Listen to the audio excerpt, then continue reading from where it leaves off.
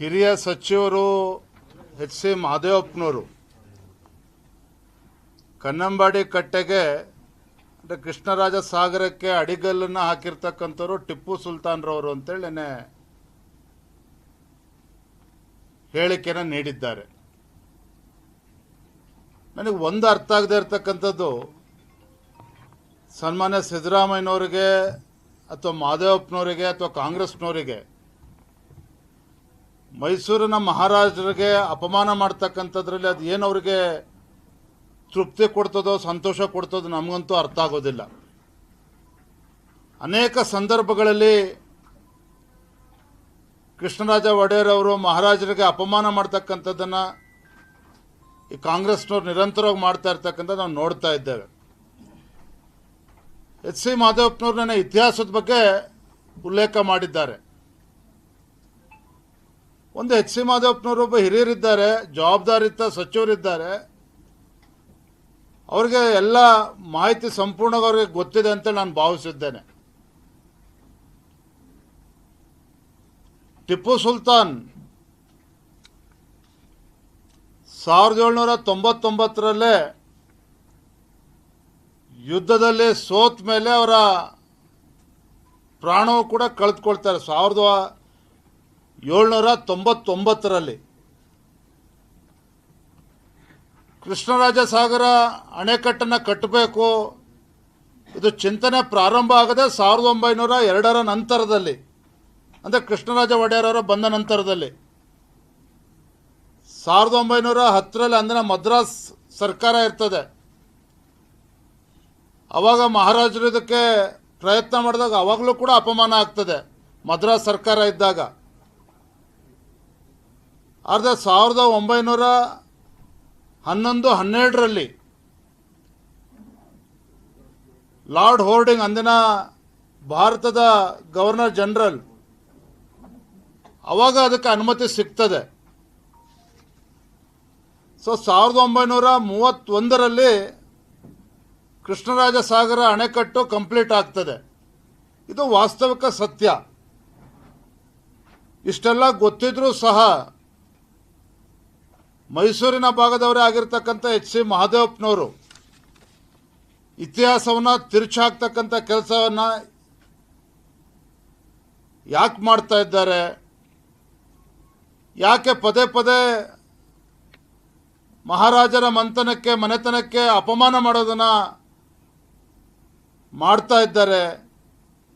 ಇತ್ತೀಚೆಗೆ ಪುಣ್ಯಾತ್ಮ ಯತೀಂದ್ರ MLC ಅವರು ಕೂಡ ಹೇಳಿಕೆಯನ್ನು ನೀಡಿದರು.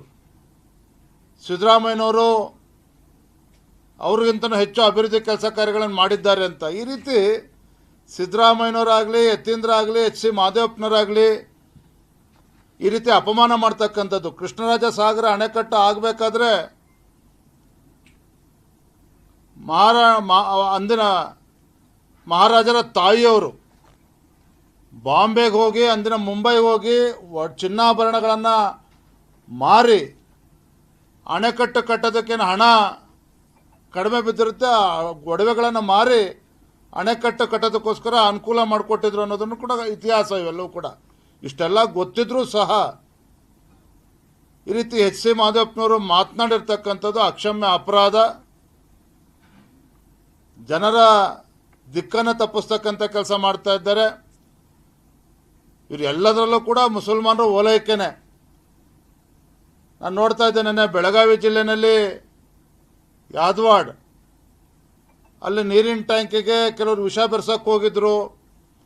ಅಲ್ಲಿ ಹೆಡ್ ಮಾಸ್ಟ್ರು ಮುಸಲ್ಮಾನರಿದ್ದರು, ಅವರನ್ನು ಹೊರಗೆ ಹಾಕಬೇಕು ಅಂತೇಳಿ 2-3 ಜನ ಹೋಗೋದೇ ಆ ನೀರಿನ ಟ್ಯಾಂಕಿಗೆ ವಿಷ ಬೆರೆಸೋಕ್ಕೆ ಹೋಗಿದ್ರು ಅಂತೇಳಿ ಸಿದ್ದರಾಮಯ್ಯನವರಾಗಲೇ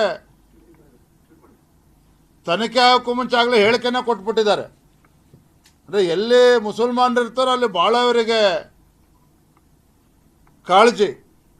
ಅಲ್ಲಿ ಏನಾಗಿದೆ ತನಿಖೆ ಆಗಲಿ, ಯಾರು ತಪ್ಪಿತಸ್ಥರಿದ್ದಾರೆ ಅದ್ರ ಬಗ್ಗೆ ಪೊಲೀಸರು ತನಿಖೆ ಮಾಡಿದ್ಮೇಲೆ ಅದ್ರ ಬಗ್ಗೆ ಶಿಕ್ಷೆ ಕೊಡ್ತಾರೆ.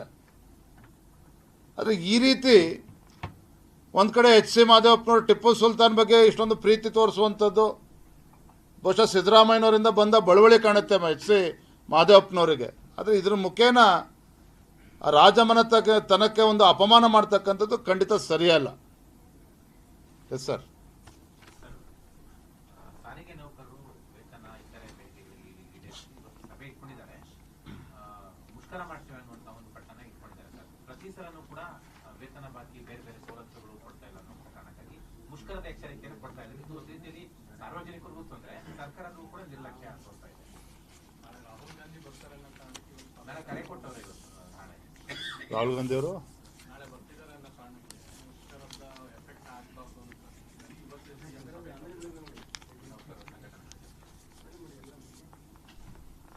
ಒಂದು ನಾಳೆ ರಾಹುಲ್ ಗಾಂಧಿ ಅವರು ಬೆಂಗಳೂರಿಗೆ ಬಂದು ಇಲ್ಲಿ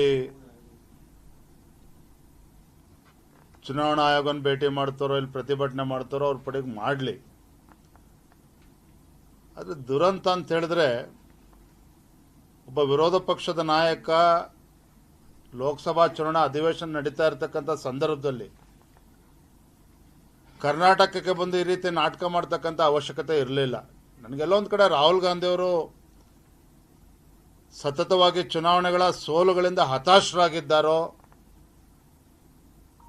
ನರೇಂದ್ರ ಮೋದಿಜಿಯವರು ಪ್ರಧಾನಮಂತ್ರಿ ಸ್ಥಾನದಲ್ಲಿ ಇಷ್ಟು ಗಟ್ಟಿಯಾಗಿ ಮುಂದುವರಿತಾ ಇದ್ದಾರೆ, ಅದನ್ನು ಸಹಿಸ್ಕೊಳ್ಳೋಕೆ ಸಾಧ್ಯ ಆಗ್ತಾ ಇಲ್ವೋ, ಒಟ್ಟಾರೆಯಾಗಿ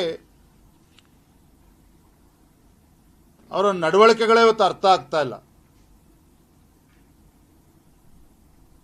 ಯಾಕೆ ಮಾತನ್ನು ಹೇಳ್ತಾ ಇದ್ದೇನೆ ಅಂತ ಹೇಳಿದ್ರೆ, ಅಲ್ಲಿ ಬಿಹಾರ್ನಲ್ಲಿ ಹೇಳ್ತಾರೆ ಏನು ಚುನಾವಣಾ ಆಯೋಗ ಸರ್ SIR ಏನು ರಿವಿಷನ್ಗಳು ನಡೀತಾ ಇದೆ ವೋಟರ್ ಲಿಸ್ಟು, ಅದು ಸತ್ಯವತ್ತಾಗಲೇ ಬಹಿರಂಗ ಆಗಿದೆ. ಬಿಹಾರ ರಾಜ್ಯದಲ್ಲಿ ಸುಮಾರು 35 ಲಕ್ಷ ಮತದಾರರು ಬೇರೆ ರಾಜ್ಯಕ್ಕೆ ವಲಸೆ ಹೋಗಿರ್ತಕ್ಕಂಥದ್ದು, 8 ರಿಂದ 9 ಲಕ್ಷ ಜನ ಮತದಾರರು ತೀರ್ಕೊಂಡು ಹೋಗಿದ್ದಾರೆ. ಆದರೂ ಕೂಡ ಅವರ ಹೆಸರುಗಳು ಮತದಾರ ಪಟ್ಟಿಲಿ ಇನ್ನೂ ಕೂಡ ಇದೆ. ಈ ರೀತಿ ಅನೇಕ ಗೊಂದಲಗಳು ಇದ್ದಾಗ ಏನು ರಿವಿಷನ್ ವೋಟರ್ ಲಿಸ್ಟನ್ನು ರಿವಿಷನ್ ಮಾಡ್ತಕ್ಕಂಥದ್ದು ಇದೇನು ಹೊಸದೇನಲ್ಲ. ಹಿಂದೆ ರಾಹುಲ್ ಗಾಂಧಿಯವರೇ ಚುನಾವಣೆಗೆ ಬೇಡಿಕೆನ ಇಟ್ಟಿದ್ರು, ರಿವಿಷನ್ ಆಗಬೇಕು ವೋಟರ್ ಲಿಸ್ಟ್ ಅಂತೇಳಿ. ಈಗ ಬಿಹಾರ್ ಚುನಾವಣೆ ಹತ್ತಿರ ಬಂದಾಗ ಸೋಲಿನ ಸುಳಿವಿಗಾಗಲೇ ಸಿಕ್ಕಿರಬೇಕು ರಾಹುಲ್ ಗಾಂಧಿಯವ್ರಿಗೆ, ಕಾಂಗ್ರೆಸ್ ಅವ್ರಿಗೆ. ಆಗ ಆ ಕಾರಣಕ್ಕೋಸ್ಕರ ಇವತ್ತು ಹತಾಶರಾಗಿ ಮಾತನಾಡ್ತಾ ಇದ್ದಾರೆ. ಮತ್ತೊಂದು ಕಡೆ ನೀವು ಗಮನಿಸಿ, ಬಿಹಾರ್ನಲ್ಲಿ ಹೇಳ್ತಾರೆ ಲಕ್ಷಾಂತರ ಸುಮಾರು 6.5-7 ಲಕ್ಷ ವೋಟರ್ಸ್ ಲಿಸ್ಟಿಂದ ಕೈ ಬಿಟ್ಟಿದ್ದಾರೆ ಅಂತೇಳಿ ಅಲ್ಲಿ ವಿರೋಧ ಪಕ್ಷದ ನಾಯಕರು ಬಿಹಾರಲ್ಲಿ BJP ಮೇಲೆ ಆರೋಪ ಮಾಡ್ತಾ ಇದ್ದಾರೆ. ತಮಿಳುನಾಡಲ್ಲಿ ಹೇಳ್ತಾ ಇದ್ದಾರೆ ಬಿಹಾರಿಂದ 6.5 ಲಕ್ಷ ಮತದಾರರು ಇವತ್ತು ತಮಿಳುನಾಡಿಗೆ ಬಂದು ವೋಟರ್ ಲಿಸ್ಟಿಗೆ ಸೇರಿಸ್ಕೊಂಡಿದ್ದಾರೆ, ಇದು BJPಗೆ ಅನುಕೂಲ ಆಗೋದಕ್ಕೋಸ್ಕರ ಮಾಡ್ಕೊಂಡಿದ್ದಾರೆ ಅಂತೇಳಿ ತಮಿಳುನಾಡಲ್ಲಿ ಚಿದಂಬರಂ ಮಾದಿಯ ಕಾಂಗ್ರೆಸ್ನವರು ದೂರ್ತಾ ಇದ್ದಾರೆ. ಬಿಹಾರ್ನಲ್ಲಿ ಇವ್ರು ಯಾರು ಕೂಡ BJP ವೋಟರ್ಸ್ ಅಲ್ಲ, ಅದಕ್ಕೆ ಕೈ ಬಿಟ್ಟಿದ್ದಾರೆ ಅಂತೇಳಿ ಬಿಹಾರಲ್ಲಿ ವಿರೋಧ ಪಕ್ಷದವ್ರು ದೂರ್ತಾ ಇದ್ದಾರೆ ಭಾರತೀಯ ಜನತಾ ಪಾರ್ಟಿ ಮೇಲೆ, ಚುನಾವಣಾ ಆಯೋಗದ ಮೇಲೆ. ತಮಿಳುನಾಡಲ್ಲಿ ಇವರೆಲ್ಲರೂ ಕೂಡ BJP ವೋಟರ್ಸು, BJPಗೆ ಅನುಕೂಲ ಆಗಲಿ ಅಂತೇಳಿ ಬಿಹಾರಿಂದ ತಮಿಳುನಾಡಿಗೆ ತಂದಿದ್ದಾರೆ, ಇಲ್ಲಿ ವೋಟರ್ ಲಿಸ್ಟ್ ಸೇರಿಸ್ಯಾರ ಅಂತ ಈ ರೀತಿ ಆರೋಪ, ದ್ವಂದ್ವ ನಿಲುವು. ಇದ್ರ ಮಧ್ಯೆ ನಮಗೆ ನೋವು ತಂದಿರತಕ್ಕಂಥದ್ದು ಇದು ಸಿದ್ದರಾಮಯ್ಯ, DK ಶಿವಕುಮಾರ್ ಸಹ ಬೆಂಗಳೂರು ಕೇಂದ್ರ ಲೋಕಸಭಾ ಕ್ಷೇತ್ರದಲ್ಲಿ ಇವತ್ತು ಅಕ್ರಮಗಳಾಗಿದೆ, ಮಹದೇವಪುರ ವಿಧಾನಸಭಾ ಕ್ಷೇತ್ರದಲ್ಲಿ. ಅದೇ ರೀತಿ ಬೆಂಗಳೂರು ಗ್ರಾಮೀಣ ಭಾಗದಲ್ಲಿ ಲೋಕಸಭಾ ಕ್ಷೇತ್ರದಲ್ಲಿ ಅಕ್ರಮಗಳಾಗಿದೆ. ಇದು ಮತದಾರರಿಗೆ ಮಾಡ್ತಕ್ಕಂಥ ಅಪಮಾನ. ನಾನು ಅವತ್ತು ಕೂಡ ಹೇಳಿದ್ದೇನೆ, ಇವತ್ತು ಕೂಡ ಹೇಳ್ತಾ ಇದ್ದೇನೆ. ಈ ರೀತಿ ಗೊಂದಲಗಳನ್ನು ಸೃಷ್ಟಿ ಮಾಡಿ ಸಾಂವಿಧಾನಿಕ ಸಂಸ್ಥೆಗಳ ಮೇಲೆ ಅನುಮಾನವನ್ನು ಹುಟ್ಟುಹಾಕಿ ಇವತ್ತು ಮತದಾರರಿಗೆ ಅಪಮಾನ ಮಾಡೋದಕ್ಕೆ ಭಾರತೀಯ ಜನತಾ ಪಾರ್ಟಿ ನಾವು ಬಿಡೋದಕ್ಕೆ ಸಾಧ್ಯ ಇಲ್ಲ. ಹಾಗಾಗಿ ನಾವು ಕೂಡ ನಾಳೆ ದಿನ ನಾವು ಪ್ರತಿಭಟನೆ ಮಾಡ್ತಾ ಇದ್ದೇವೆ ಗಾಂಧಿ ಪ್ರತಿಮೆ ಮುಂದೆ. ನಮ್ಮೆಲ್ಲ ಶಾಸಕರು, ವಿಧಾನ ಪರಿಷತ್ ಸದಸ್ಯರು, ಸಂಸದರು ಕೂಡ ಬರ್ಬೋದು ಬಹುಶಃ. ತಿಳಿದಿದೆ ಹಿಂದೆ ನಮ್ಮ ಪ್ರಧಾನಮಂತ್ರಿ ನರೇಂದ್ರ ಮೋದಿಜಿಯವರ ಕನಸಿನ ಕೂಸು ಬೆಂಗಳೂರು ಮಹಾನಗರ ಅಷ್ಟೇ ಅಲ್ಲ, ದೇಶದ ಬೇರೆ ಬೇರೆ ಮಹಾನಗರದಲ್ಲೂ ಕೂಡ ಮೆಟ್ರೋಗೆ ಹೆಚ್ಚು ಒತ್ತನ್ನು ನೀಡಿರುವಂಥದ್ದು. ಇವತ್ತು ಕರ್ನಾಟಕದಲ್ಲೂ ಸಹ ಮೋದಿಯವರೇ ಹಿಂದೆ ಅದಕ್ಕೆ ಶಂಕುಸ್ಥಾಪನೆಯನ್ನು ಕೂಡ ಮಾಡಿದರು. ಇವತ್ತು ಲೋಕಾರ್ಪಣೆ, ಇವತ್ತು ಯೆಲ್ಲೋ ಲೈನ್ ಏನು ಕರಿತೇವೆ, ಅದನ್ನು ಲೋಕಾರ್ಪಣೆ ಮಾಡಬೇಕು ಅಂತೇಳಿ 10ನೇ ತಾರೀಕು ಪ್ರಧಾನಮಂತ್ರಿಗಳ ಸ್ವತಃ ಬರೋರಿದ್ದಾರೆ. ಅವತ್ತು ಕಾರ್ಯಕ್ರಮ ಕೂಡ ಇವತ್ತು ಆಗಲೇ ಆಯೋಜನೆ ಮಾಡಬೇಕು, ತಯಾರಿ ನಡೀತಾ ಇದೆ. ಆದರೆ ಒಂದು ಏನು ಭಾಳ ಸಂತೋಷ ತರುವಂಥದ್ದು ಅಂತ ಹೇಳಿದ್ರೆ, ಈ ಯೆಲ್ಲೋ ಲೈನ್ ಮೆಟ್ರೋಯಿಂದ ಸುಮಾರು 18 ಲಕ್ಷ ಜನರಿಗೆ ಇವತ್ತು ಅದು ಭಾಳ ಅನುಕೂಲ ಆಗ್ತಾ ಇದೆ. ಹಾಗಾಗಿ ಎಲ್ಲರೂ ಕೂಡ ಭಾಳ ಸಂತೋಷದಿಂದ ಕಾಯ್ತಾ ಇದ್ದಾರೆ ಈ ವಿಚಾರಕ್ಕೆ. ಒಳ ಮೀಸಲಾತಿ ವರದಿ ಸಲ್ಲಿಕೆ ಆಗಿದೆ ಸರ್, ನಾಲ್ಕು ಕೊಡಲಿ, ಅದೆಲ್ಲ ರಿಪೋರ್ಟ್ ಬರಲಿ, ಏನಂತ ಮಾಡಿ. Thank you. ಸರ್, ಹಗ್ಗ ತಿರಂಗಕ್ಕೆ ಬರೆದಿದ್ದೀರಾ ಹಿಂದಿನ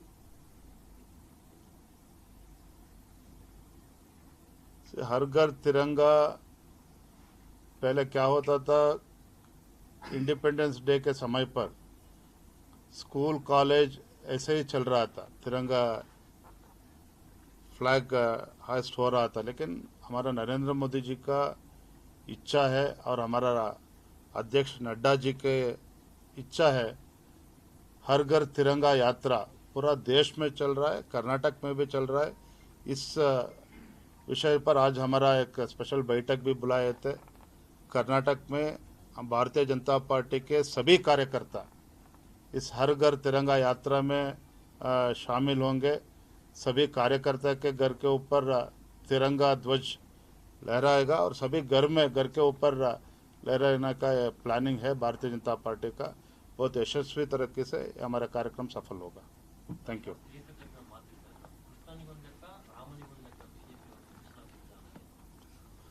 ಬರಲಿ, ಇವತ್ತು ವರದೆಲ್ಲ ಬರಲಿ, ಏನು ಕೊಟ್ಟಿದ್ದಾರೆ ರಿಪೋರ್ಟ್ ನೋಡ್ಕೊಂಡು ಆಮೇಲೆ ಮಾತಾಡೋಣ. ಜೆಪಿ ನೆಟ್ವರ್ಕ್ ಯಾರಿಗೂ ಹೇಳ್ಬೇಡ ಅಂತ ಹೇಳಿದ್ದಾರೆ.